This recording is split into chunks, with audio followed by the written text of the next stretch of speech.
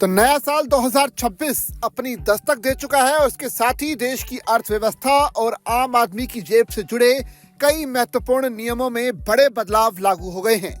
ये बदलाव banking, tax, railway और सरकारी कर्मचारियों के वेतन से संबंधित हैं।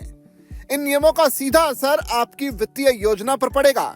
ऐसे में आपके लिए ये जानना जरूरी है कि 1 जनवरी 2026 से क्या क्या बदला है और आगे क्या क्या बदलाव होंगे, ताकि समय रहते सही प्लानिंग की जा सके। बैंकिंग क्षेत्र में एक क्रांतिकारी बदलाव 1 जनवरी 2026 से लागू हो गया है। अब क्रेडिट ब्यूरो आपके क्रेडिट स्कोर को हर 15 दिन के बजाय हर हफ्ते अपडेट करेंगे। यह उन लोगों के लिए बहुत फायदेमंद है जो लोन या क्रेडिट कार्ड के लिए आवेदन करने वाले हैं। अब आपके द्वारा किए गए लोन रीपेमेंट या प्री पेमेंट की जानकारी आपके स्कोर में बहुत तेजी से दिखाई देगी। इससे आपकी क्रेडिट प्रोफाइल ज्यादा सटीक रहेगी और बैंक आपकी वर्तमान वित्तीय स्थिति के आधार पर तेजी से फैसला ले सकेंगे। सरकारी कर्मचारियों और पेंशन भोगियों के लिए 2026 एक बड़ी उम्मीद लेकर आया है। ऐतिहासिक रूप से एक नए वेतन आयोग का कार्यकाल पिछले आयोग की समाप्ति के अगले दिन से शुरू होता है। 7वें वेतन आयोग का कार्यकाल 31 दिसंबर 2025 को खत्म हो चुका है, जिससे 8वें वेतन आयोग के लागू होने का मार्ग भी प्रशस्त हो गया है। हालांकि सरकार ने अभी तक इसकी आधिकारिक घोषणा नहीं की है, लेकिन पूरी संभावना है कि कर्मचारियों को 1 जनवरी 2026 से एरियर मिलेगा।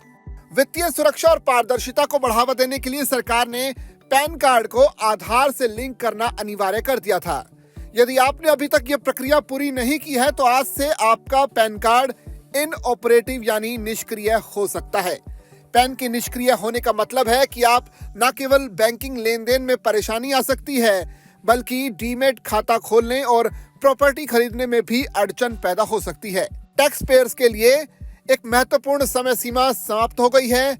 वित्त वर्ष 2025-26 के लिए revised income tax return file करने की आखिरी तारीख 31 दिसंबर 2025 थी। आज से यानी 1 जनवरी 2026 से टैक्स पेयर्स अपने ओरिजिनल रिटर्न में सुधार के लिए रिवाइज्ड आईटीआर दाखिल नहीं कर पाएंगे।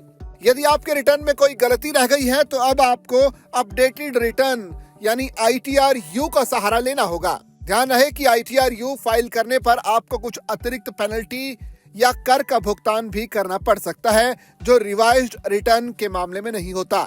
भारतीय रेलवे ने टिकट बुकिंग की प्रक्रिया को ज्यादा पारदर्शी बनाने के लिए आधार ऑथेंटिकेटेड बुकिंग विंडो की शुरुआत की है। 5 जनवरी 2026 से जिन यूजर्स का प्रोफाइल आधार से वेरीफाइड है, वो एडवांस रिजर्वेशन पीरियड के पहले दिन सुबह 8 बजे से लेकर शाम 4 बजे तक विशेष बुकिंग कर सकेंगे। 12 जनवरी 2026 से इस समय सीमा को बढ़ाकर रात 12 बजे तक कर दिया जाएगा। इस कदम का उद्देश्य फर्जी आईडी से होने वाली टिकटों की कालाबाजारी को रोकना और वास्तविक यात्रियों को कंफर्म टिकट उपलब्ध करवाना है। तो 1 जनवरी 2026 से आपने जाना कि क्या कुछ बदलाव आपके इर्द गिर्द होने जा रहे हैं। इस पूरी खबर पर आपकी क्या राय है, आप कमेंट करके हमें जरूर बताइए और ऐसी खबरों के लिए बने रहिए जागरण बिजनेस के साथ।